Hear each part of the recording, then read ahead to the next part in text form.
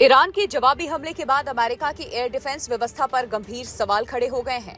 हाल ही में बहरीन में मौजूद अमेरिकी नौसैनिक अड्डे को निशाना बनाए जाने की घटना ने ये दिखा दिया कि दुनिया की सबसे ताकतवर सेना भी पूरी तरह अभेद्य नहीं है। तस्वीरें सामने आई जिसमें मिसाइलें और ड्रोन बहरीन में अमेरिकी 5वें बेड़े के हेडक्वार्टर के आसपास गिरते दिखाई दिए। हालांकि अब तक किसी के हताहत होने की सूचना नहीं मिली, लेकिन ये हमला प्रतीकात्मक रूप से बहुत बड़ा था। ये सिर्फ एक सैन्य कार्रवाई नहीं थी, बल्कि एक संदेश भी था कि ईरान अब सीधे अमेरिकी ठिकानों को चुनौती देने की स्थिति में है। बहरीन में मौजूद अमेरिकी 5वां बेड़ा अमेरिका की समुद्र ताकत का अहम हिस्सा है, जो खाड़ी क्षेत्र, लाल सागर और अरब सागर में सक्रिय रहता है। ऐसे हाई प्रोफाइल टारगेट पर हमला ये दिखाता है कि ईरान ने सोच समझकर ऐसी जगह चुनी जहां हमला दुनिया का ध्यान खींच सके। ब्रिटिश रॉयल नेवी के पूर्व कमांडर टॉम शार्प का मानना है कि बहरीन को शायद इसीलिए चुना गया क्योंकि वहां की हवाई सुरक्षा पहले उतनी मजबूत नहीं मानी जाती थी। अगर ये सच है तो ये अमेरिका और उसके सहयोगी देशों के लिए चिंता की बात है। इस हमले में कथित तौर पर ईरान के शाहेद ड्रोन का इस्तेमाल हुआ। शाहेद 136 जैसे ड्रोन कम ऊंचाई पर उड़ते हैं और रडार से बच निकलने की क्षमता रखते हैं। इनकी रफ्तार भले ज्यादा ना हो, लेकिन इनकी संख्या लगातार इन्हें खतरनाक बनाती है। यूक्रेन युद्ध में देखा गया कि ऐसे ड्रोन कभी कभी मशीन गन से भी गिराए जा सकते हैं, लेकिन जब ये बड़ी संख्या में आते हैं तो एयर डिफेंस सिस्टम पर भारी दबाव डालते हैं। एक या दो ड्रोन को रोकना आसान हो सकता है, लेकिन अगर दर्जनों एक साथ आए तो स्थिति मुश्किल हो जाती है। अमेरिका ने हाल के हफ्तों में मिडिल ईस्ट में अपनी हवाई सुरक्षा बढ़ाई। उसने आधुनिक थार्ड और पैट्रियट मिसाइल डिफेंस सिस्टम तैनात किए। ये सिस्टम बैलिस्टिक मिसाइलों को हवा में ही मार गिराने में सक्षम है, लेकिन समस्या ये है कि ये बेहद महंगे और इनकी संख्या सीमित है।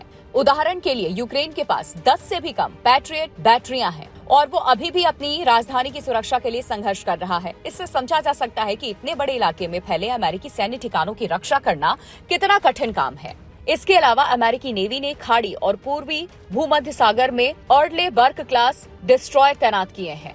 ये आधुनिक एयर डिफेंस से लैस जहाज है और ड्रोन, क्रूज मिसाइल और बैलिस्टिक मिसाइलों को मार गिराने की क्षमता रखते हैं। यमन में ईरान समर्थित हूती विद्रोहियों के खिलाफ रेड सी में इन जहाजों ने काफी ड्रोन और मिसाइलों को इंटरसेप्ट किया है। रिपोर्ट्स के मुताबिक 2024 से 26 के बीच अमेरिका ने सैकड़ों हूती ड्रोन और मिसाइलों को नष्ट किया, लेकिन हर इंटरसेप्शन की कीमत होती है। हर मिसाइल को मार गिराने के लिए महंगे इंटरसेप्टर खर्च होते हैं। मुद्दा सिर्फ तकनीक का नहीं बल्कि टिकाऊपन का भी है। अगर ईरान बड़े पैमाने पर लगातार हमला करता है तो क्या अमेरिका के पास पर्याप्त इंटरसेप्टर होंगे? टॉम शार्प का कहना है कि अगर ईरान को अपने शासन पर खतरा महसूस हुआ और उसने पूरी ताकत झोंक दी तो आखिर में अमेरिका के थर्ड और पैट्रियट इंटरसेप्टर खत्म हो सकते हैं। इसका मतलब ये नहीं कि अमेरिका कमजोर है, बल्कि ये कि किसी भी एयर डिफेंस सिस्टम की एक सीमा होती है। ईरान की मिसाइल और ड्रोन क्षमता काफी विस्तृत मानी जाती है। उसके पास हजारों कम दूरी की बैलिस्टिक मिसाइलें होने का अनुमान है। साथ ही बड़ी संख्या में वन वे अटैक ड्रोन हैं, जिन्हें कम लागत में बड़ी मात्रा में तैयार किया जा सकता है। शाहेद ड्रोन रूस को भी निर्यात किए गए हैं और यूक्रेन में इनका व्यापक इस्तेमाल हुआ। ये कहा जाता है कि रूस अब हर महीने बड़ी संख्या में ऐसे ड्रोन बना रहा है। इससे ये संकेत मिलता है कि ये तकनीक सस्ती, सरल और बड़े पैमाने पर इस्तेमाल लायक है। हालांकि कुछ विशेषज्ञों का मानना है कि ईरान की जवाबी कार्रवाई सीमित हो सकती है। अमेरिका के रिसर्च संस्थान foundation for defence of democracies के वरिष्ठ फेलो एडमंड फिटन ब्राउन का कहना है कि ईरान शायद जवाब देना चाहता है, लेकिन वो इसे पूरे युद्ध में नहीं बदलना चाहता। यानी यह शक्ति प्रदर्शन हो सकता है, न कि सीधी जंग की शुरुआत। फिर भी खतरा बना रहता है क्योंकि हालात तेजी से बदल सकते हैं।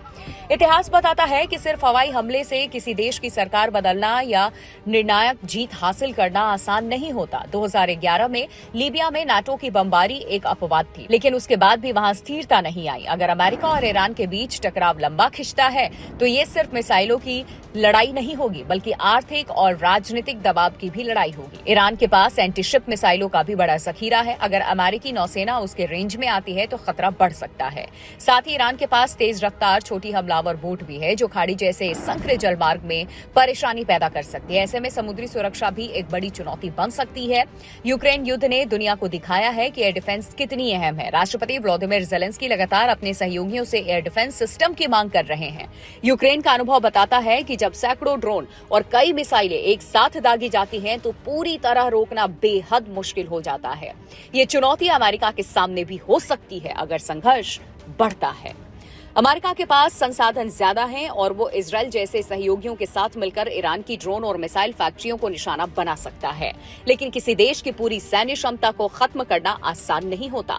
लंबी लड़ाई के हथियारों के भंडार और सप्लाई चेन पर भी दबाव डाल सकती है, खासकर जब युद्ध उसके अपने देश से हजारों किलोमीटर दूर लड़ा जा रहा हो। कुल मिलाकर के बहरीन पर हुआ ये हमला सिर्फ एक सैन्य घटना नहीं बल्कि एक चेतावनी है। ये दिखाता है कि आधुनिक युद्ध में ड्रोन और मिसाइलों का महत्व बढ़ गया है और दुनिया की सबसे मजबूत एयर डिफेंस भी पूरी तरह सुरक्षित नहीं है।